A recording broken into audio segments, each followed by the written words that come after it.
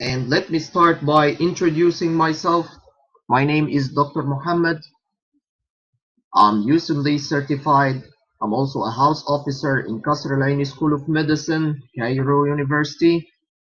I'm a lecturer in TAH USMLE's Step 1 and Step 2 preparation system,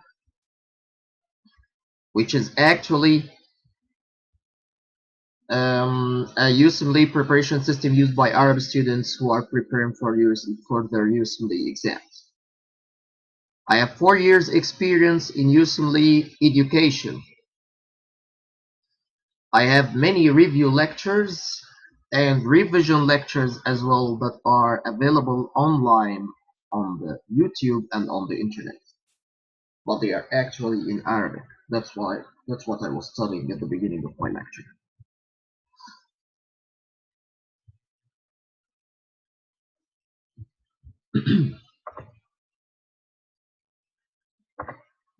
Well, these are my contact information. You can contact me by sending me Facebook private messages on my Facebook account.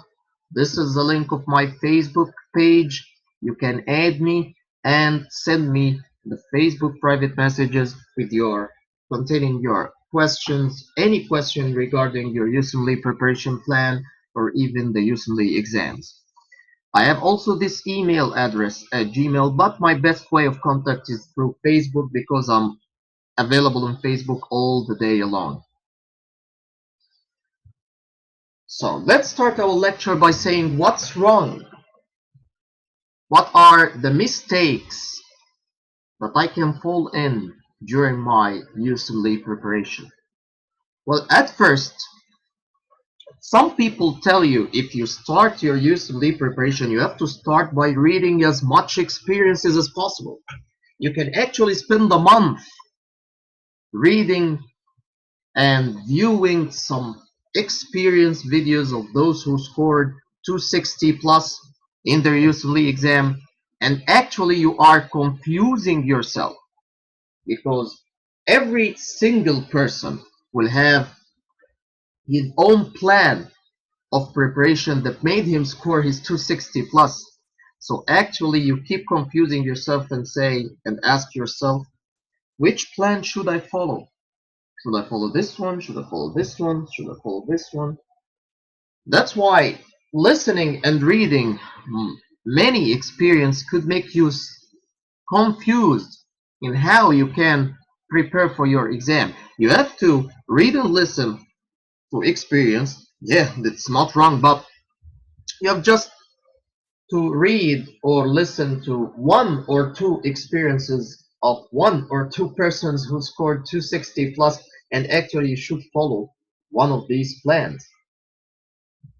No one can come to you and say that you must do something. There's no must in USMLE preparation. There are actually so many ways by which you can score your 260 plus. Simply you should follow one of these ways until you score the 260. Some people tell you to take your step 2 CK before taking your step 1, and this is completely wrong. Because if you see the content of the USMLE step 1, you'll actually see that the pathology in USMLE step 1 covers 80 to 90% of the facts of the internal medicine in the step 2 CK.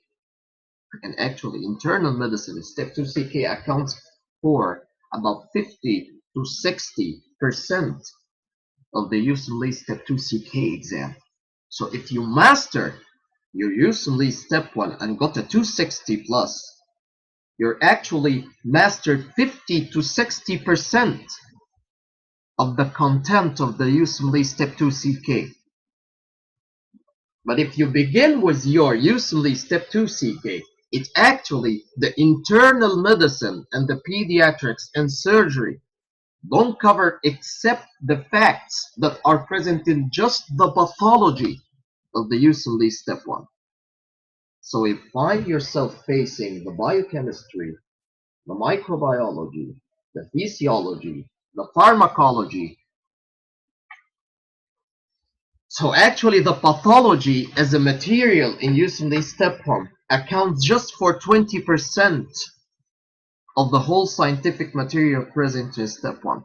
So if you start by your USMLE step 2 CK, you can spend about 8 months preparing for USMLE step 2 CK because it's your first start.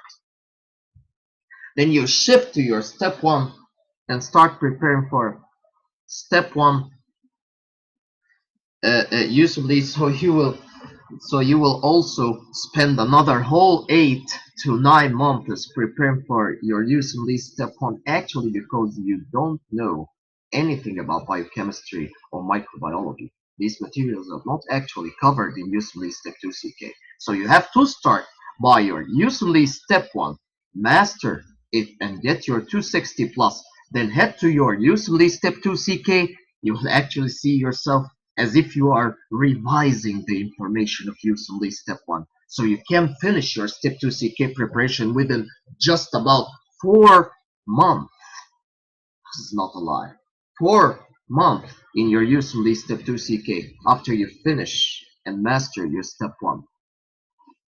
So to save time, you have to start your preparation by step 1, then head to step 2 CK right away. Some people say to you that the surgery match is impossible. Well, it's hard, not impossible actually. Because surgery in USA is highly competitive. So that makes its match harder. Because there are so many people applying for surgery, even the US medical students, many of them apply to surgery because this makes it hard for the IMGs to apply for surgery and to match in surgery. Except if you have a high score, a good research experience, and a good clinical experience in USA or even outside USA, but always a US clinical experience is preferred, that everyone knows. Well, some people tell you that the tests are easier at some months and they are harder at the other months. Well, actually, this is funny. This is crap. Don't even listen to these guys who keep saying to you that the tests are easier at some months, so when you apply for USMLE exam, you have to target some month because the exam is much easier this month than the other month. It's actually crap. Well, the exam is standardized in January, like March, like in April, like in June, like in December. It's always standardized. There is a bank from which all the questions of the exams are put together. So the tests are not actually easier at some months than the other months. There are other people who keep telling you that it's all about your grades in your college. If your grades in your college are good and excellent, so you have to go through your USMLE exams. But if your grades in your college are poor, so please stay away from the USMLE. Well, actually, there are so many guys and so many students who were scoring poor in their college, and actually they got a 260 plus in their step 1 and step 2 CK, and they actually matched. And there are others who have an excellent grade in their college and they didn't score any high scores in their USMLE steps. That made them far away from the match. So don't confuse yourself by your grades in your college. It's all about your efforts. It's all about your plan. So what are the sources or what are the recommended sources that I should use in my USMLE preparation? Well, actually, for USMLE step 1, which is the main target of our lecture today, there are books, there are Q banks, there are self-assessment, but you have to know a single golden rule. Don't use Q books. Well, in my opinion, there are a vast majority of questions in the Q banks. Even you can find as much as 7,000 questions in the Q banks that are available online through the internet.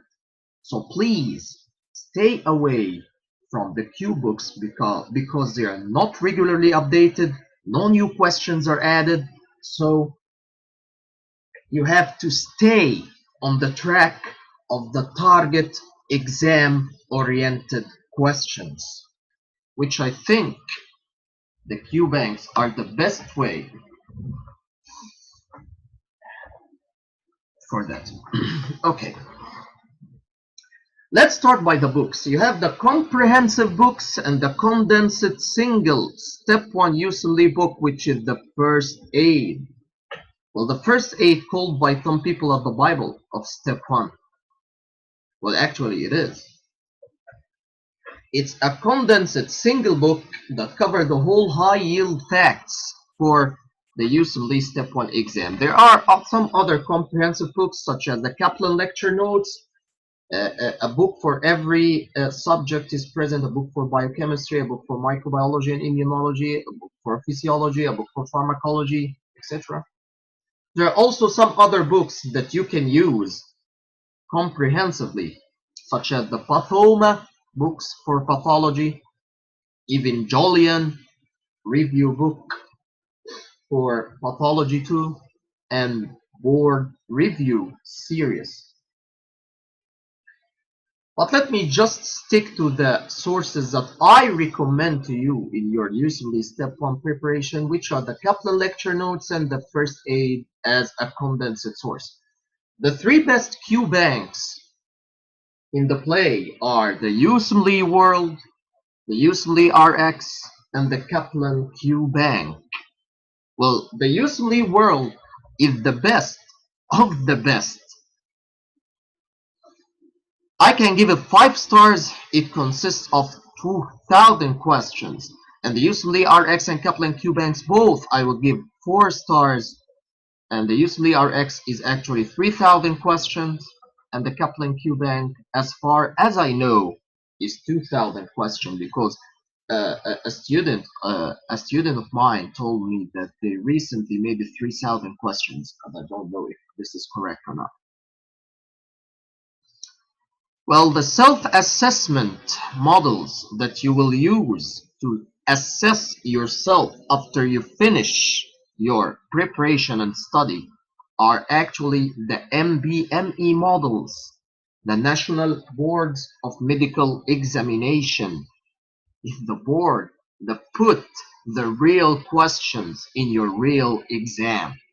So they have some sort of self-assessment models that you can use to assess yourself to know where do you stand before your real exam.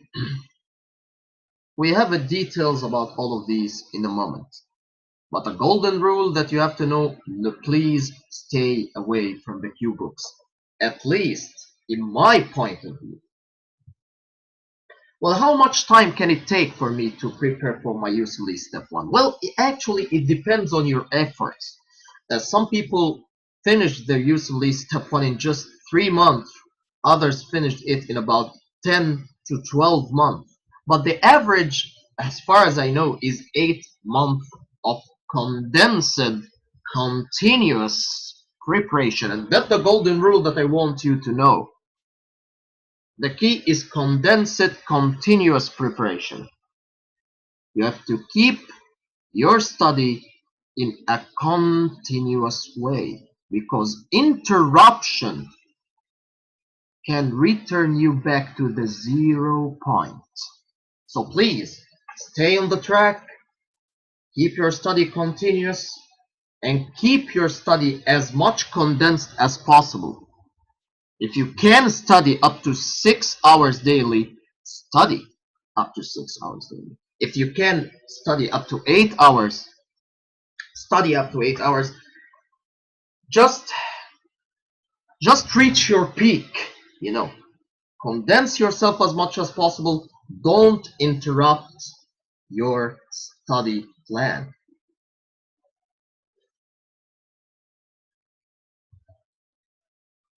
Some terms before you prepare.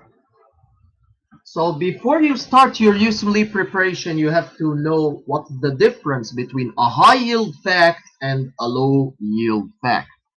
Well, actually, a high yield fact are the fact that you must know, you must digest, absorb, metabolize before your exam, because they are actually asked and frequently asked in every single real exam.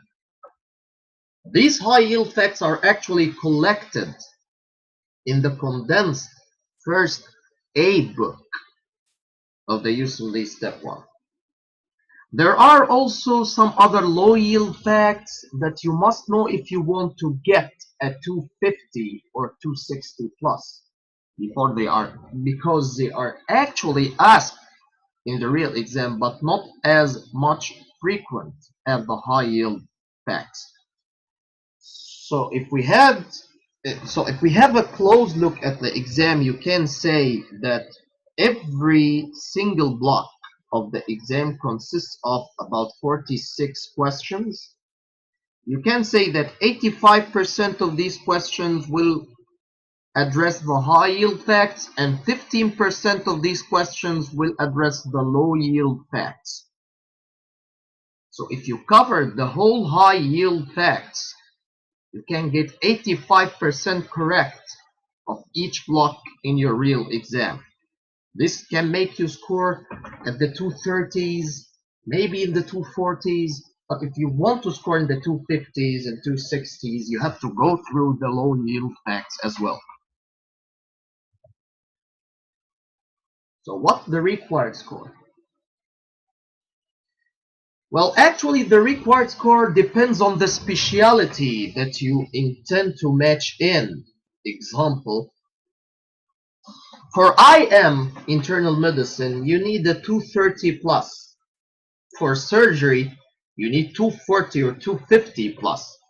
Some other specialties that are not competitive at all, such as the psychiatry, the family medicine, and rehabilitation, you can even score in the 220s. And you can still get interviews and you can match.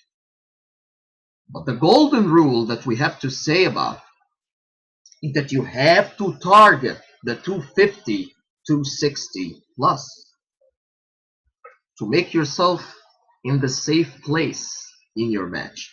Because actually, some people say that the match is not all about your score, but actually, the match depends mainly on your score, especially in the competitive specialties such as the surgery and some fields of internal medicine such as cardiology. So how can I get a 250 or a 260 plus? This is the plan that I will tell you. It's it's according to my 4 whole years of experience in USMLE education. Well, keep yourself centralized in your review videos and don't centralize your source of study. So what do you mean? I mean, keep yourself centralized on who and what you listen at the review videos. Example, you can listen to Kaplan videos. They are so comprehensive, you know. You can spend that much at 3 to 4 months listening to their videos to complete their videos. And some other videos are to the point. They are not that much comprehensive. They are just to the point. They are 60 hours, 80 hours, 90 hours. So you can finish them in about 1 to 2 months maximum. These videos, the comprehensive videos of the Kaplan comprehensive lectures and the Kaplan comprehensive videos that you can depend on during your study. And the videos that are to the point are the Kaplan high yield and the doctors in training videos. Actually, the Kaplan high yield and doctors in training videos explain just the high yield facts. They explain the first aid, whereas the Kaplan comprehensive videos actually explain the Kaplan lecture notes. So these videos explain the comprehensive sources, and these videos explain the condensed source, which is the first aid for USMLE Step 1. So which one should I listen to? Well, actually, in my opinion, you have to listen to the videos that are to the point, the condensed videos. Because actually, in my point of view, you should understand the high yield facts through your study, and even through someone who can explain these high yield facts to you in an easy to understand way. Whereas while the low yield facts, you can actually go through these during your reading, during your study. You can understand them actually by yourself, because their understanding is usually based on understanding the high yield facts. That's why I'm telling you not to centralize yourself in the source of study. Actually, you can study your microbiology, pharmacology, psychiatry, psychology, embryology, genetics, and immunology. These 7 subjects, you can study them by using just your first aid. First aid is more than enough in these subjects. Actually, it covers the high and low yield facts in these subjects. You will not add that many extra information in these subjects in your first aid while you answer your QBACs. While the physiology, the biochemistry, the statistics, the epidemiology, and the anatomy, you can use your Kaplan lecture notes. Actually, in my opinion at least, first aid is not enough now for the physiology, for the biochemistry, and the stat and epidemiology, also the anatomy. So you have to use some comprehensive sources, and the Kaplan lecture notes are more than enough for these subjects. The pathology. The pathology, you have to use pathoma videos and pathoma book. They're actually available. Pathoma videos are a course given by Dr. Hussein Sattar, I think. He is called Dr. Hussein Sattar. These videos are the best for pathology. You can use them alternatively with or simultaneously with his book that actually he explained. So you can use his book as a source of study and even his videos in pathology. So the bottom line in this slide is you should use a high yield videos, a condensed videos, except for pathology. You should use pathoma. Your source of study should not be centralized. You shouldn't use exclusively the first aid, and you shouldn't use exclusively Kaplan notes. You should shift between them. You should use the strongest source in every single subject. As I mentioned in this slide, for micro, pharma, psychiatry, psychology, embryology, genetics, immunology, it's first aid. For the physiology, biochemistry, statistics, epidemiology, anatomy, it's Kaplan lecture notes. For pathology, it's pathoma. So once I finish my study, what should I have? Do I have to take a self-assessment? Well, absolutely yes. You should take a self-assessment. Why? Actually, to know where do you stand before your exam. Because the scores that you will get in your MBME self-assessment models is actually so predictive or the score that you will have in your real actual exam. So how many self-assessments should I have? Well, actually, I prefer that you have to take 2 self-assessment and concentrate on your point of weakness in between. Once you finish your study, you have to take 1 MBME model. After you finish this MBME model, you will have a score report telling you that you scored example 243. These are your points of strength. These are your points of weakness. You have to concentrate on your points of weakness, revise them again, and answer some questions based on them. Then you take another NBME just before your real exam, in which actually you will score much more than the first NBME that you took before concentrating on your points of weakness. So I prefer that you take 2 self-assessment and concentrate on your points of weakness in between. So what if I fail?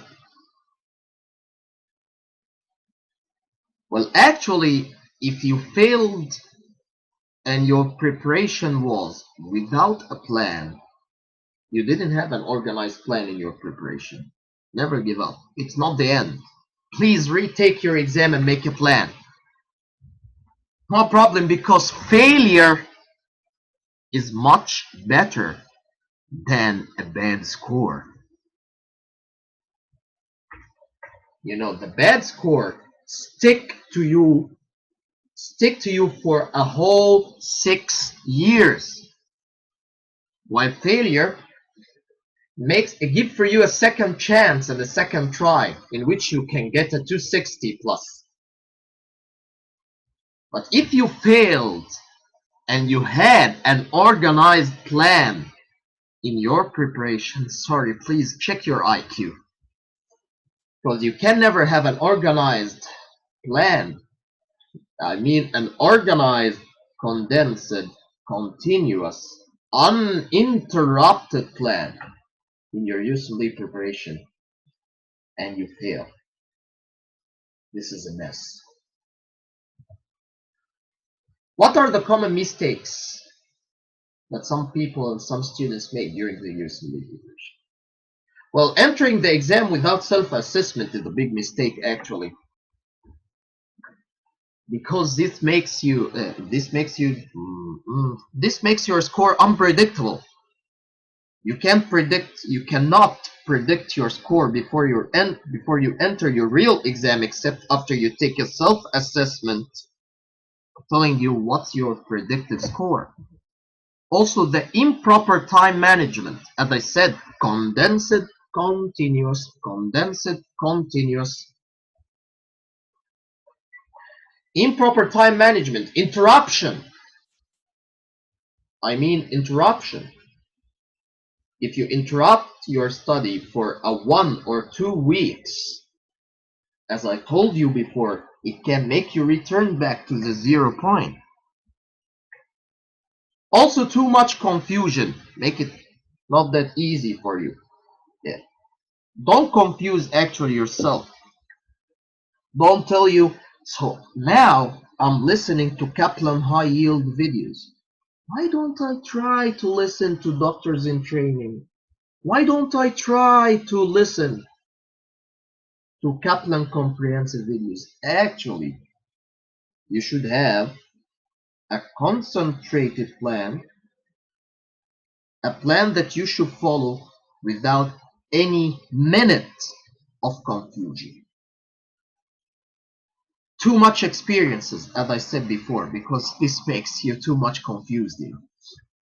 Okay. Actually, the US clinical experience, I will have a lecture. A whole lecture explaining the US clinical experience for you, totally in English, if you want. So this slide I will go through. So what do I need to match? I want to become an IM resident in USA. What do I need? Actually, you need a high score meeting your specialty standards. Then a high score, meeting your